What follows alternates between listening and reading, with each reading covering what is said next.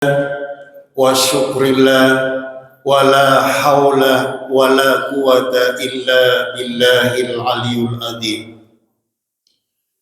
Ashhadu an la ilaha illallah wahdahu la syarikalah wa ashhadu anna Muhammadan abduhu wa rasuluh la nabiyya ba'dah.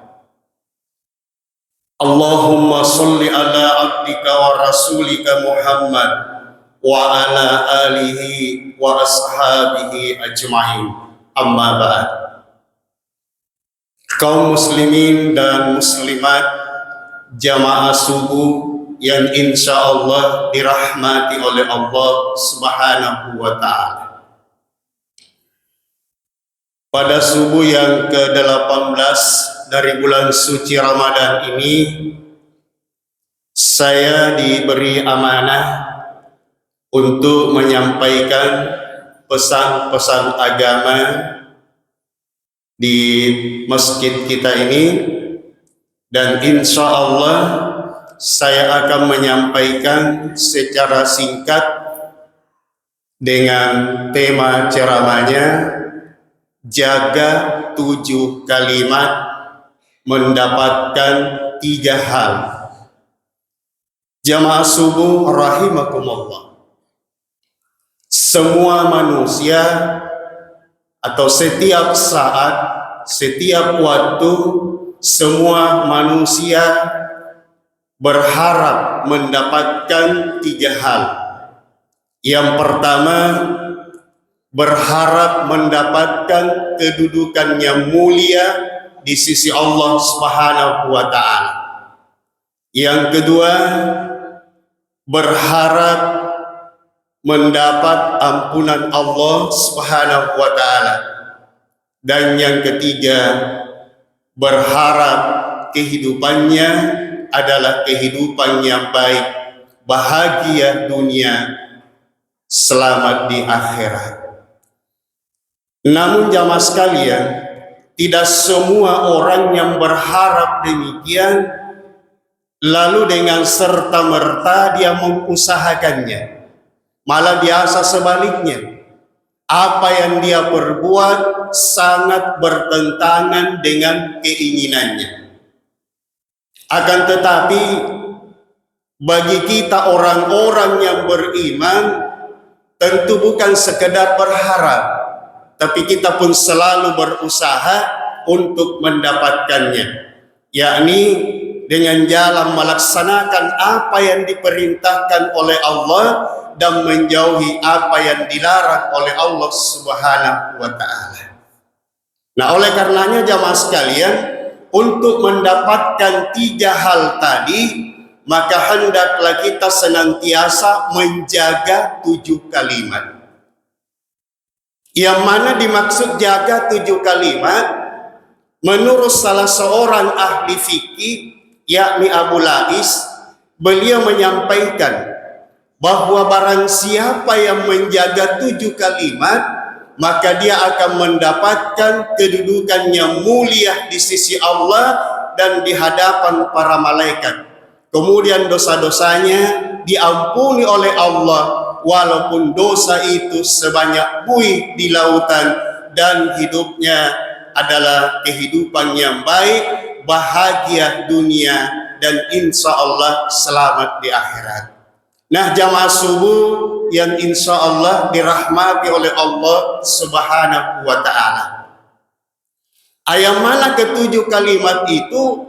Ke-7 kalimat ini biasa kita sebut setiap hari. Kenapa demikian? Karena itu persoalan gampang, anusanda jalomulomuna. Apa itu? Pertama, setiap kita memulai satu pekerjaan atau perbuatan, maka hendaklah diawali dengan ucapan Bismillahirrahmanirrahim. Mau minum misalnya, Bismillahirrahmanirrahim. Mau makan, Bismillahirrahmanirrahim. Mau gosip, jadi Bismillah itu salah. Artinya jamaah sekalian, segala pekerjaan atau perbuatan yang baik awali dengan ucapan Bismillahirrahmanirrahim. Kenapa demikian?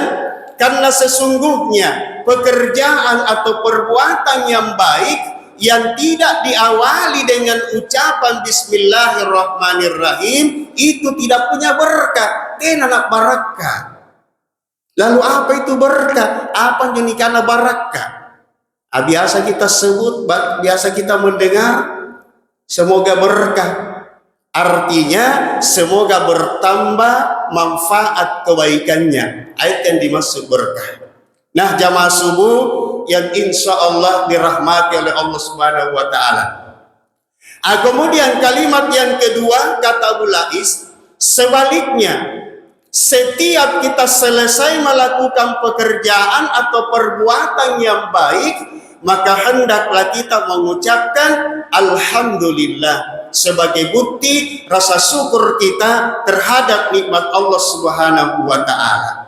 Lagi pula jamaah sekalian, kalau kita senantiasa mensyukuri nikmat Allah, insya Allah Allah akan tambahkan, Allah akan berikan berkah. La in syakartum la azidannakum wa la in kafartum inna adzabi lasyadid. Jika kamu mensyukuri nikmatku, kata Allah, saya akan tambahkan. Sebaliknya, jika kamu mengingkarinya, azabku sangat pedih. Nah, jamaah subuh yang insya Allah dirahmati oleh Allah Subhanahu wa Ta'ala. Kemudian kalimat yang ketiga kata Abu Lais, apabila terlontar dari lisan kita ucapan-ucapan yang tidak bermanfaat atau tidak berarti baik untuk diri kita lebih-lebih kepada orang lain, maka hendaklah kita perbanyak bertobat kepada Allah, istighfar, minta ampun kepada Allah Subhanahu wa Ta'ala. Kenapa demikian? Karena yang namanya kita manusia itu tidak pernah terlepas dari kesalahan, kekeliruan, perbuatan dosa. Jangankan kita, Nabi saja yang sudah dijamin suci, dijamin selamat dunia akhirat, Nabi itu dalam sehari minimal 70 kali istighfar, minta ampun kepada Allah. Apatah lagi kita ini jemaah sekalian.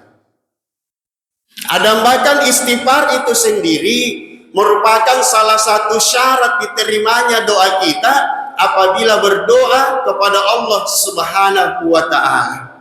Pernah salah seorang ulama kita di Sulawesi Selatan, yakni Bapak Kiai Haji Muhammad Nur almarhum, suatu ketika beliau pernah ditanya tentang apa resepnya supaya doa kita diterima oleh Allah. Lalu beliau menjawab cukup singkat dan sederhana. Yang pertama kata Pak Kiai, berwudu dulu, sempurnakan wudu. Kenapa wudu? Karena wudu itu merupakan lambang kesucian. Dan bahkan boleh jadi orang yang wudunya tidak sempurna, salatnya pun tidak sah, bahkan tidak diterima oleh Allah Subhanahu wa Ta'ala. Karenanya jamaah sekalian, apabila kita berwudu hendaklah berhati-hati. Kemudian yang kedua, sebagai hamba Allah, kewajiban dulu kita lakukan, baru kita meminta hak. Iyyaka na'budu wa iyyaka nasta'in. Jadi sebaik-baiknya doa itu apabila setelah kita menunaikan ibadah sholat. Kemudian yang ketiga, perbanyaklah istighfar, minta ampun kepada Allah. Bahkan kata Pak Kiai, kalau kita mampu 1000 kali itu lebih bagus. Kenapa? Karena semakin banyak kita istighfar, semakin banyak peluang hati menjadi suci, dan insya Allah doa kita diterima oleh Allah Subhanahu wa Ta'ala. Kemudian yang keempat, kembali kita baca Al-Fatihah, tapi jangan sampai habis. Cukup sampai iyyaka na'budu wa iyyaka nasta'in, baru lanjut dengan salawat. Allahumma sholli ala Muhammad wa ala ali Muhammad, atau salawat yang lainnya. Sudah salawat kata beliau, barulah kita berdoa. Setelah berdoa kembali ditutup dengan salawat, baru lanjut ayat ihdinas siratal mustaqim sampai terakhir waladhdallin. Nah, begitulah jamaah sekalian tuntunan yang dikemukakan oleh Bapak Kiai Haji Muhammad Nur apabila doa kita ingin diterima oleh Allah Subhanahu wa taala.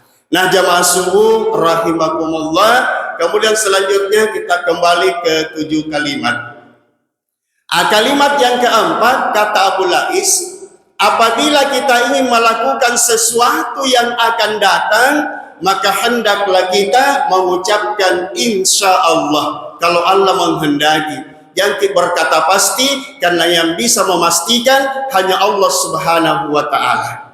Kemudian kalimat yang kelima, apabila datang kepada kita sesuatu yang kita benci, sesuatu yang kita tidak sukai, sementara kita tidak punya daya, tidak punya kemampuan untuk mencegahnya, kembalikan kepada Allah. Bagaimana caranya? Kita ucapkan la haula wala quwata illa billahil aliyul adzim. Kemudian kalimat yang keenam, apabila kita ditimpa suatu musibah, suatu cobaan, apapun bentuknya, apakah musibah itu berupa penyakit, berupa kematian, berupa kehilangan harta benda, berupa kehilangan emas, kembalikan kepada Allah. Bagaimana caranya? Kita ucapkan inna lillahi wa inna ilaihi rajiun. Jangan seperti sebahagian orang hilangi emasnya kena penyakit piti.